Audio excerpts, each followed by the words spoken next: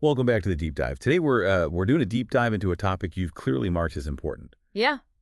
racism. Yeah. You've given us a really diverse stack of UN documents and reports. So it seems like you want to understand how this issue plays out on a global scale Okay. and what's being done about it. Sure. Okay, so let's dive in. Let's start broad back at the back. How does the UN define racism? Okay. And what are they doing to combat it globally? Well, the UN, they kind of push us to think about racism as a social construct. It's not just about biological differences. Okay. It's about how power dynamics and ideas of cultural superiority actually create and fuel discrimination. So it's more about how certain groups are perceived and treated based on those perceptions, Right. rather than just physical characteristics. Exactly. And what's really important to realize is that this isn't just about individual prejudice. Okay. These documents show how racism is actually transmitted through generations. Wow. It's woven into the fabric of institutions and cultural values. That's pretty heavy stuff. Yeah. How is the UN tackling such a complex issue on a global scale?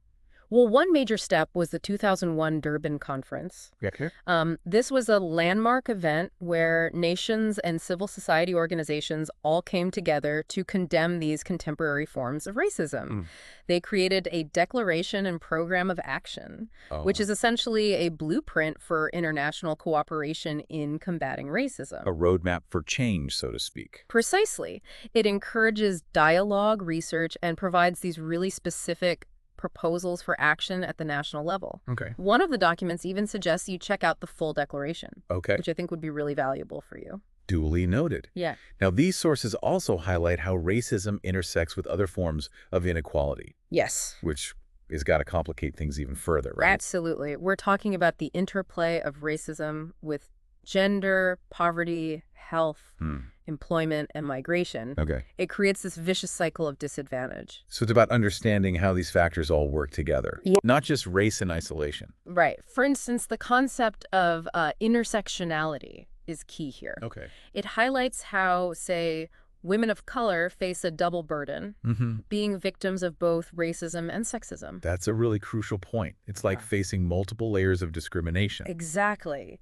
It underscores the need for solutions that address all these overlapping forms of inequality, not just one at a time. Okay, so we're dealing with a problem that's multi-layered and runs deep. Yeah. Where do we even begin to address it? The documents point to education as a really powerful tool for change. Okay. And I don't just mean teaching people about different cultures.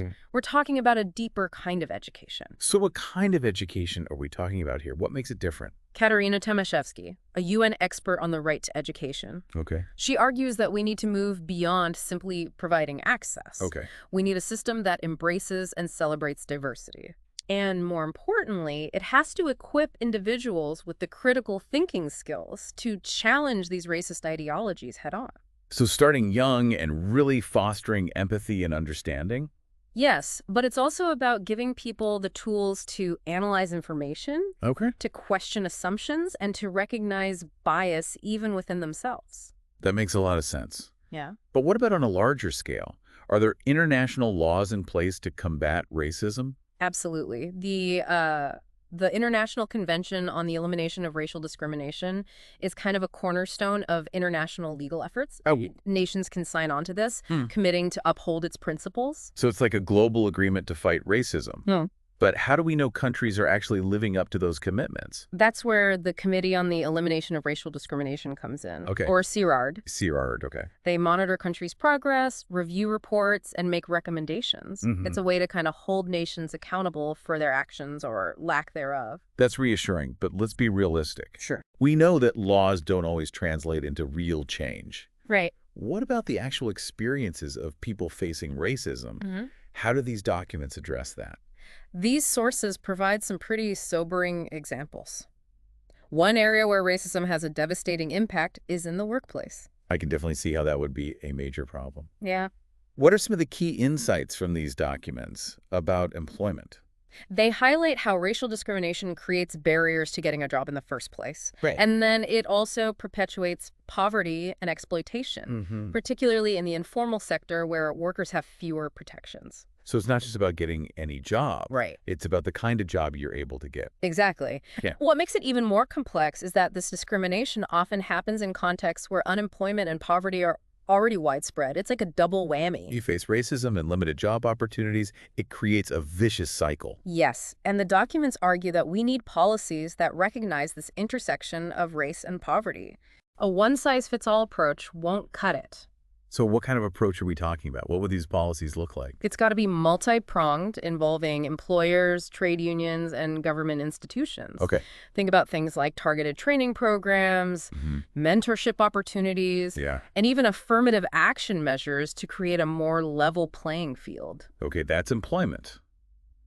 What about something like healthcare? How does racism impact people's health?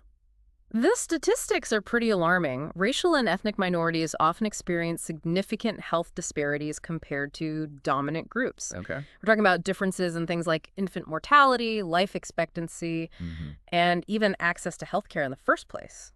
Wow, that's heavy stuff. So racism can literally be a matter of life and death. It's a harsh reality. And again, it's not just about race in isolation. Yeah. Poverty and ethnicity are closely intertwined, making it difficult to separate their effects on health outcomes. So it's about understanding the combined impact of all these factors, right? Exactly. And one thing these documents really emphasize is the importance of collecting data that's disaggregated by race and ethnicity. So we can actually see the full extent of the problem and design targeted interventions. Right. Data helps us move beyond assumptions and anecdotal evidence to see the real picture.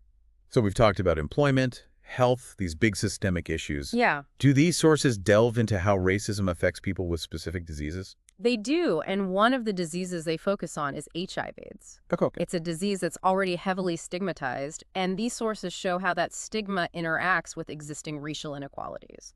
That makes sense. HIV/AIDS is a disease that's often surrounded by fear and misconceptions, which can lead to discrimination. Exactly. And what we see is that HIV/AIDS-related stigma and discrimination actually make existing racial inequalities worse. Wow. People of color living with HIV/AIDS often face social exclusion, denial of resources, making it even harder to cope with the disease. So they're dealing with the medical aspects of the illness, but also with the social stigma that's amplified by their race. Right. They face multiple layers of challenges. Okay. And that's why interventions need to address both the medical and social aspects of HIV/AIDS. We can't just treat the virus. Yeah. We have to address the social context in which it exists. Okay, so we've seen how racism impacts everything from employment and health to even how we treat people with diseases like HIV/AIDS. Where do we go from here? What else do these documents cover? There's another really horrifying dimension of racism that these sources uncover: contemporary slavery. Slavery. But I thought that was abolished centuries ago. How is this even possible? It's alive and well, though it might look different than what we imagine. Yeah. These documents define contemporary slavery as the control of another person's labor through mental or physical abuse. Okay. It often involves physical constraints and forced work for profit. That's absolutely horrifying. It sounds like something out of a nightmare. It is a nightmare for millions of people around the world. And these documents don't shy away from that grim reality. So what forms does this modern slavery take? What should we be looking out for? We're talking about various forms, including chattel slavery, Okay. where people are treated as property, bonded labor, Okay. where people are forced to work to pay off debts, Okay. and trafficking, Okay. where people are tricked or coerced into exploitative situations. Trafficking, that's where people are lured with promises of a better life, but end up trapped in forced labor or exploitation, right? Exactly. These documents present a compelling story about an 11-year-old boy in India named Vikram. Okay. His parents had to borrow money for his brother's medicine, Oh, wow. and the lender took Vikram as collateral, forcing him into debt bondage. So this young boy is essentially working to pay off a debt that he didn't even incur. That's the tragic reality of debt bondage, and it's more common than people realize. Wow. This is a global problem linked to poverty, discrimination against women, and restrictive migration laws. It's just unthinkable that this is happening in the 21st century. What can be done to stop it?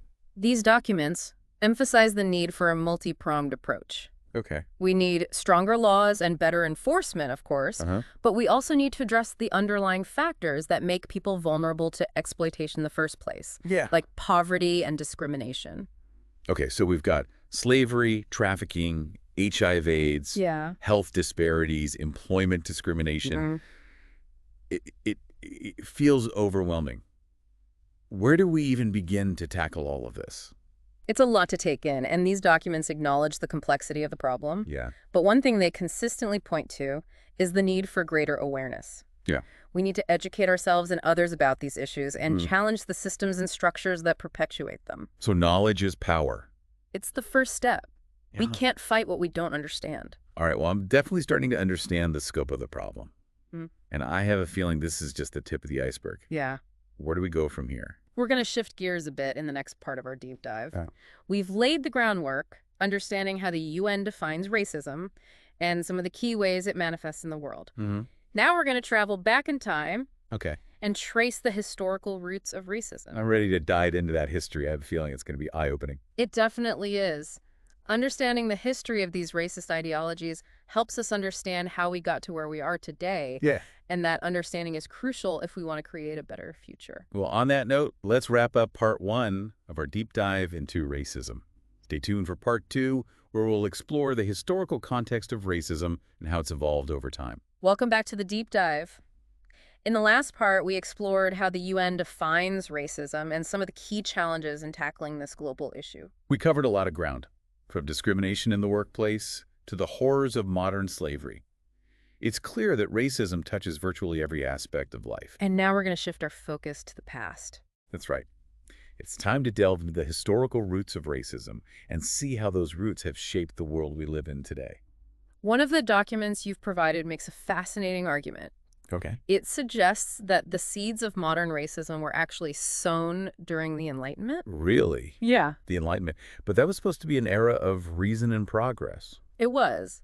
But it also sparked a new wave of scientific and philosophical inquiry into human differences, including racial diversity. Yeah. And unfortunately, this led to some very harmful ideas. So instead of celebrating diversity, Right. they started ranking people based on their perceived racial superiority. Exactly. Thinkers started developing these elaborate theories about the hierarchy of races, Wow. with some races deemed inherently superior to others. Yeah. And what's even more disturbing is that these weren't just abstract ideas. They were used to justify things like the slave trade and colonization. Precisely. The concept of racial superiority was used to legitimize the enslavement and subjugation of entire populations. It provided a convenient scientific rationale for exploitation and domination. It's chilling to see how these seemingly intellectual ideas could be twisted to serve such cruel purposes. It makes you wonder about the dangers of trying to categorize people based on race or origin. Absolutely. And one of the things these documents really drive home is that essentializing people based on their race is not only morally wrong, Yeah. it's scientifically inaccurate. Yeah. There's actually more genetic variation within racial groups than between them. So the idea of distinct separate races is more a social construct than a biological reality. Exactly. And that's why it's so important to understand how these ideas of race were constructed and how they've been used throughout history. So the Enlightenment, for all its progress, also laid the groundwork for modern racism. Yeah. But how has racism itself changed over time? Has it stayed the same or has it evolved? It's definitely evolved. These documents point to a shift in racist ideologies over the past few decades. In the past, the emphasis was on biological differences, arguing that certain races were inherently inferior. Right, that old scientific racism we talked about. Exactly. But more recently, there's been a move towards something called cultural racism. Cultural racism. I'm not familiar with that term. What does that mean exactly? It's the idea that certain cultures are incompatible with or even pose a threat to the dominant culture. So instead of arguing that one race is superior, Yeah, it's more about saying that one culture is better or more deserving. exactly. And it's often disguised as concern about national identity or cultural preservation. Okay. You'll hear phrases like protecting our values or preserving our way of life. That's a great point. It sounds a lot more subtle than biological racism. Right. But is it really any less harmful? Not at all. It's insidious because it often appeals to people's fears and anxieties about change. Yeah. And it's used to justify discriminatory policies, Okay. like restrictive immigration laws Hmm. or the marginalization of certain religious groups. It's important to be able to recognize these different forms of racism and the language that's used to justify them. Otherwise, it's easy to be swayed by these arguments without realizing the harmful ideologies behind them. Absolutely. We need to develop a critical eye, so to speak, and be able to see through these thinly veiled attempts to justify discrimination. So we've traced the historical roots of racism and how it's evolved from biological determinism to cultural racism. Yeah. But what about solutions? What are these documents saying about how we move forward from this history? One of the key concepts they highlight is pluralism. Pluralism. Tell me more about that. Pluralism is about recognizing, respecting, and valuing diversity in all its forms. Okay. It's the opposite of trying to force everyone into a single cultural mold. So instead of saying you need to assimilate to our way of life, Right. it's about saying we can all coexist and learn from each other. Exactly. Pluralism embraces the idea that different cultures, religions, ethnicities, and viewpoints can not only coexist peacefully, but can actually enrich society as a whole. That sounds great in theory. Sure. But how do we actually put pluralism into practice? Yeah. How do we build societies that are truly inclusive? That's the million-dollar question. Yeah. And there's no easy answer. Right. But these documents offer some valuable insights. Okay. What are some of those insights? Where do we even begin? They emphasize the importance of education, Okay. not just in terms of learning about different cultures, Yeah. but in developing critical thinking skills, empathy, Okay. and the ability to see the world from multiple perspectives. So it's not just about memorizing facts about different cultures. Right. It's about developing a mindset that embraces diversity. Exactly. And that's a lifelong process, Yeah. not something you learn in a single class. What else do they suggest? They talk about the need for open and honest dialogue about race and racism. Yeah. We need to create spaces where people can share their experiences, challenge their own biases, Okay. and learn from each other. That makes sense. Yeah. But those conversations can be really difficult and uncomfortable, especially if people have different perspectives on race and racism. They definitely can be. But these documents suggest that discomfort is part of the process. Okay. We need to be willing to lean into that discomfort Yeah. and engage in these conversations with respect and open minds. It's about challenging our own assumptions and being willing to learn from people who have different experiences than our own. Exactly. And it's about recognizing that we all have a role to play in creating a more just and equitable world. Mm-hmm. It's not someone else's problem to solve. This journey through the history of racism has been really eye-opening. Yeah. It's given me a lot to think about, but I feel like we're just scratching the surface here. We definitely are. There's so much more to explore. Where do we go from here? What's next in our deep dive? In the next part, we're going to shift our focus to the present. We've laid the groundwork, we've explored the history, and now it's time to look at how racism manifests in our modern world. We'll delve into specific areas like employment, healthcare, and the justice system. I'm ready to bring it all home and see how these historical patterns are playing out in contemporary life. It's going to be a fascinating, at times challenging conversation. I bet. But I think it's crucial if we want to move towards a more just and equitable future. Well, on that note, let's wrap up part 2 of our deep dive into racism. Stay tuned for part 3, where we'll explore the contemporary manifestations of racism. Welcome back to the deep dive. We've explored how the UN defines racism and its global efforts to combat it. We even took a journey through history, tracing the roots of racist ideologies. And now it's time to bring it all home. We're going to examine how racism plays out in the real world today, focusing on specific areas like employment, healthcare, and the justice system. It's about connecting those historical patterns to the lived experiences of people facing racism right now. So where do we begin? Let's start with the workplace. These documents paint a pretty stark picture of how racial discrimination limits access to job opportunities. And it's not just about getting any job, right? It's about the types of jobs people are able to get, the wages they're paid, and the opportunities for advancement. Exactly. We see clear patterns of racial disparities in income and occupational segregation. People of color are often overrepresented in low-paying, precarious jobs with limited opportunities for growth. So even when people of color are employed, they're often stuck in positions with less security, lower pay, and fewer chances to move up the ladder. Why is that? These documents point to both conscious and unconscious biases that create barriers for people of color in the workplace. It's not always about overt discrimination, though that certainly still exists. So you're saying that even when there's no intent to discriminate, the way systems are set up can still disadvantage people of color. Exactly.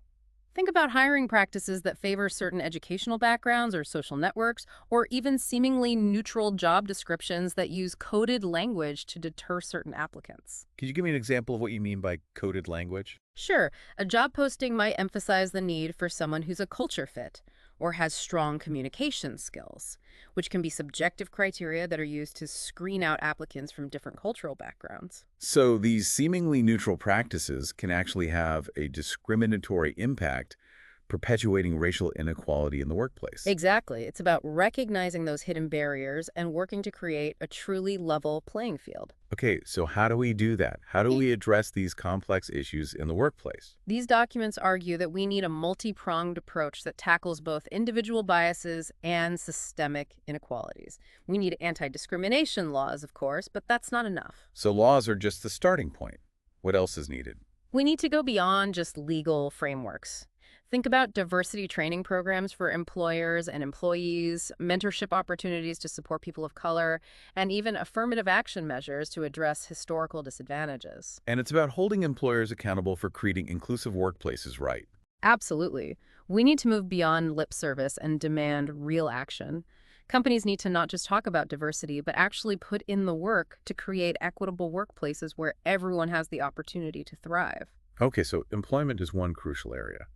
What about healthcare? How does racism impact people's health? These sources reveal some alarming statistics about racial disparities in health. We're talking about differences in life expectancy, infant mortality, and even access to healthcare in the first place. So even in something as fundamental as health, there are racial disparities. Absolutely. And these disparities are driven by a complex interplay of factors, including poverty, environmental hazards, and yes, even discrimination within the healthcare system itself. What do you mean by discrimination within the healthcare system? I thought doctors were supposed to treat all patients equally. Ideally, yes, but studies have shown that people of color often receive lower quality care even when controlling for socioeconomic factors. They may be less likely to receive certain diagnoses, less likely to be prescribed pain medication, and less likely to have their concerns taken seriously by medical professionals. So even when people have the same insurance and income, their race can still affect their health outcomes. It's a stark reminder that racism has a real and measurable impact on people's lives. So what can we do to address these racial disparities in healthcare? We need healthcare systems that are truly equitable and responsive to the needs of all patients.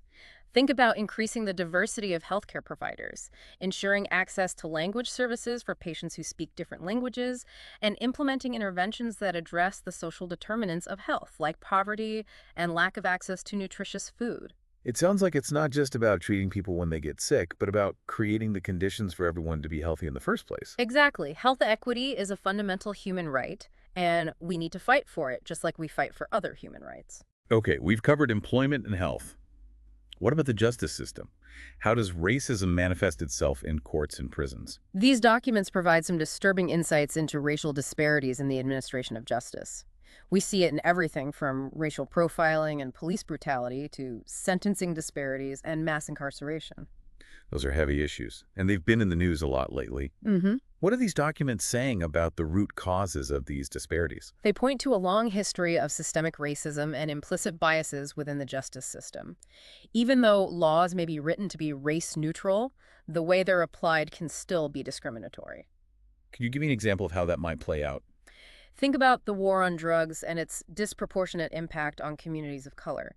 Despite similar rates of drug use, people of color are far more likely to be arrested, charged, and convicted for drug offenses than white people. Or even something like the use of cash bail, which often keeps poor people of color trapped in the system before they've even been found guilty of a crime. Exactly. These policies and practices perpetuate a cycle of disadvantage, reinforcing racial inequality. So how do we dismantle these systemic biases? What kind of changes are needed? It's a complex problem, and it requires a multifaceted approach. Yeah. We need criminal justice reform that prioritizes fairness, equity, and rehabilitation over punishment. We need to invest in communities, address the root causes of crime like poverty and lack of opportunity, and hold law enforcement accountable for their actions. It's about creating a justice system that lives up to its name, one that truly serves justice for all. Absolutely. And it's about recognizing that we can't just tinker around the edges. We need fundamental change to address the deep-seated racism that permeates the justice system. Well, we've covered a lot of ground in this deep dive. We've explored the historical context of racism, its contemporary manifestations, and the challenges of addressing it in areas like employment, healthcare, and the justice system. It's been a heavy but necessary conversation. And it's important to remember that this isn't just an intellectual exercise. These issues have real consequences for real people. Exactly. These documents aren't just about facts and figures. They're about people's lives.